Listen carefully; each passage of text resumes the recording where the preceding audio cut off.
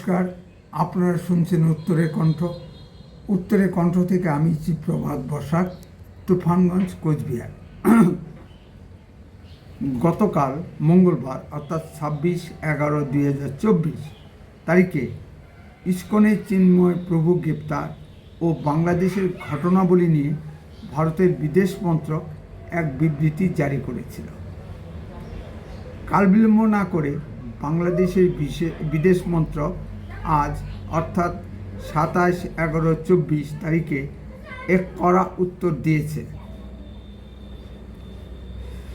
এই বিবৃতিতেই বাংলাদেশের ইউনূস সরকারের মন মানসিকতার পরিচয় পাওয়া যাচ্ছে। অর্থাৎ ইউনূস সরকার হিন্দু নির্যাতনের বিষয়টি বেমালুম অস্বীকার করেছে।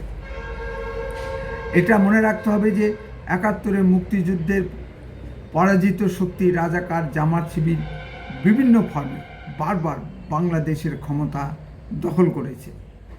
বাংলাদেশের ক্ষমতাসীন রাজনৈতিক দলগুলি সুস্থ গণতান্ত্রিক চিন্তা ভাবনার চর্চা খুবই কম করেছে। সুস্থ গণতান্ত্রিক চিন্তায় বিরোধী দলের তাৎপর্যপূর্ণ ভূমিকা থাকে। বাংলাদেশের ক্ষমতাসীন দল কখনোই বিরোধী দলকে কোনো মর্যাদা দেয়নি। এই দুর্বলতার কারণে বাংলাদেশে বারবার সামরিক বাহিনী ক্ষমতা দখল করেছে। শেখ হাসিনা ক্ষমতায় থাকার জন্য জাতীয় নির্বাচনকে প্রহসনে পরিণত করেছে। শেখ হাসিনা বুঝতে পারেননি তার বিরুদ্ধে বিশাল ক্ষোভ জনগণের ভিতর সঞ্চিত হয়ে আছে। প্রথমে শুরু হয়েছিল ছাত্রদের কোঠা বিরোধী আন্দোলনের মাধ্যমে, পরে সেই আন্দোলন বিভিন্ন বিরোধী দল যোগদান করে। অচিরেই আন্দোলনে হিংসাত্মক রূপ নেয়। বিদেশি শক্তির মদতে অর্থায়নে এই আন্দোলনের চাপে শেখ হাসিনা দেশ ছাড়তে বাধ্য হন। এখানে একটি বিষয় যে শেখ হাসিনা চেয়েছিলেন তাকে ভারত বিমান দিয়ে বাংলাদেশ থেকে নিয়ে যাওয়া হোক, কিন্তু ভারত সে ফাঁদে পা দেননি। আজকে যদি ভারত হাসিনাকে বাংলাদেশ থেকে তুলে নিয়ে আসতেন, তাহলে আজ আন্তর্জাতিক মহলে বিভিন্ন প্রশ্নের সম্মুখীন হতে হতো ভারতকে। যারা পুলিশের গুলিতে মারা গেছেন তাদের শরীরে কেন নেটো বাহিনীর বুলেট পাওয়া গেল? এটা একটা বিশাল প্রশ্ন। এই প্রশ্ন উত্থাপন করায় এক সমন্বয়কের দায়িত্ব চলে যায়। ফলে এটি দিনের আলোর মতো পরিষ্কার যে এই হিংসাত্মক আন্দোলনের পিছনে বিদেশি শক্তির মদত ছিল। আরও মজার ব্যাপার হলো, এক দেশের ক্ষমতাসীন প্রধানমন্ত্রী আরেক দেশের ক্ষমতাসীন প্রধানমন্ত্রীর কাছে আশ্রয় চায়। এই ধরনের ঘটনা পৃথিবীতে বিরল। এখন এখানে একটা প্রশ্ন হলো, ডক্টর মোহাম্মদ ইউনূস সাহেবের এত ক্ষমতার উৎস কী? যারা বিশ্বের ইসলামী রাজনীতি নিয়ে চর্চা করেন তারা বুঝবেন যে সারা বিশ্বের 56টি মুসলিম দেশের রাজনীতি প্যান ইসলামিক পরিকল্পনায় পরিচালিত হয়। ডক্টর মোহাম্মদ ইউনূসকে কাঁচা খেলোয়াড় ভাবার কোনো কারণ নেই। শুধু দর্শক, আমরা যে যাই বলি না কেন, কাশ্মীর নিয়ে সব মুসলিম দেশের এক রাগ। মাননীয় প্রধানমন্ত্রী মোদিজি যতই মুসলিম দেশগুলো সফর করুন না কেন,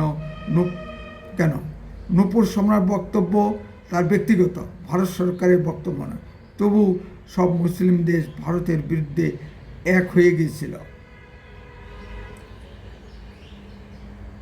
মাননীয় মোদিজি নোবেল পুরস্কারের আশায় দেশে দেশে ঘুরে বেড়াচ্ছেন, কিন্তু তিনি মাননীয় ইন্দিরা গান্ধীর মতো বাংলাদেশকে কন্ট্রোল করতে পারছেন না। এটা স্বীকার করতেই হবে। ডক্টর মোহাম্মদ ইউনূস ভারতকে বাদ দিয়ে ভারতের ঘোষিত রাষ্ট্র চীন পাকিস্তানের সঙ্গে যোগাযোগ বাড়াবার চেষ্টা করছেন। ইতিমধ্যে পাকিস্তানের আর্মি ঢাকা ক্যান্টনমেন্টে এসে বাংলাদেশি সৈন্যদের প্রশিক্ষণ দিচ্ছে। পাকিস্তানি জাহাজ এই প্রথমবারের মতো চট্টগ্রাম বন্দরে নোঙর ফেলেছে। বাংলাদেশ সরকার এর বক্তব্য, মাননীয় চিন্ময় প্রভুর বিরুদ্ধে নির্দিষ্ট অভিযোগ আছে, বিচার প্রক্রিয়ায় বাংলাদেশ সরকারের কোনো হাত নেই। সেখানে কোনো সাম্প্রদায়িক হিংসার ঘটনা ঘটেনি, সেখানে কী ধরনের বিচার প্রক্রিয়া চলে তা আমরা সকলেই জানি। শেখ হাসিনা সুপ্রিম কোর্টের প্রধান বিচারপতি এস সিনহাকে লাথি মেরে তাড়িয়ে দিয়েছিল। বাংলাদেশের সাম্প্রদায়িক সম্প্রীতি নষ্ট করার জন্য ভারত অতিরঞ্জিত প্রচার করছে। চলুন বাংলাদেশের সাম্প্রদায়িক সম্প্রীতির একটি নমুনা দেখে আসি।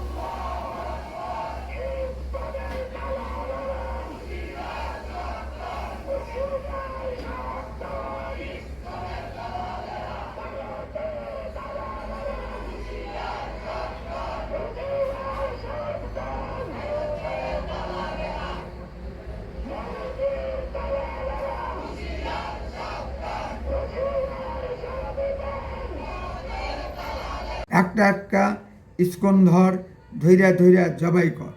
ডক্টর মোহাম্মদ ইউনূস সাহেব, আপনার দৃষ্টিতে এটা কি সাম্প্রদায়িক উত্তেজনামূলক স্লোগান নয়? এদের বিরুদ্ধে কোনো মামলা দায়ের করা হয় না। যে তরুণ আইনজীবী সইফুল ইসলাম নিহত হয়েছেন তার জন্য আমরা দুঃখিত। এখানে পরস্পর বিরোধী তথ্য পাওয়া যাচ্ছে।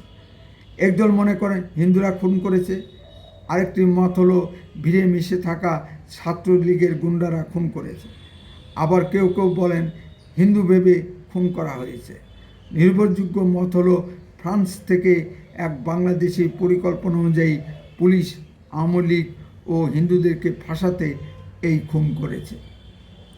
এতদিন ভারত বিভিন্ন আন্তর্জাতিক বিষয়ে বাংলাদেশকে সেফগার্ড দিয়ে আসছিল, এখন সেটা বন্ধ করতে হবে।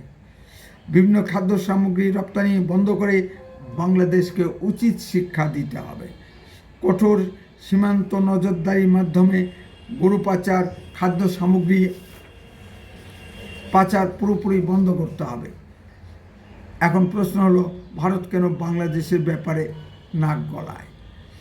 বাংলাদেশের কোটি কোটি হিন্দু শরণার্থী ভারতে আশ্রয় নিয়ে আছে, তাদের আত্মীয় স্বজন এখনও বাংলাদেশে আছে।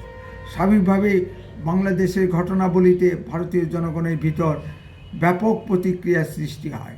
সুতরাং ভারত সরকার চুপ থাকতে পারে না। বাংলাদেশ সরকারের প্রচ্ছন্ন মদতে কোটি কোটি অনুপ্রবেশকারী মুসলিমদের ভারতে পাঠানো হচ্ছে। তবু কি ভারত চুপ করে থাকবে?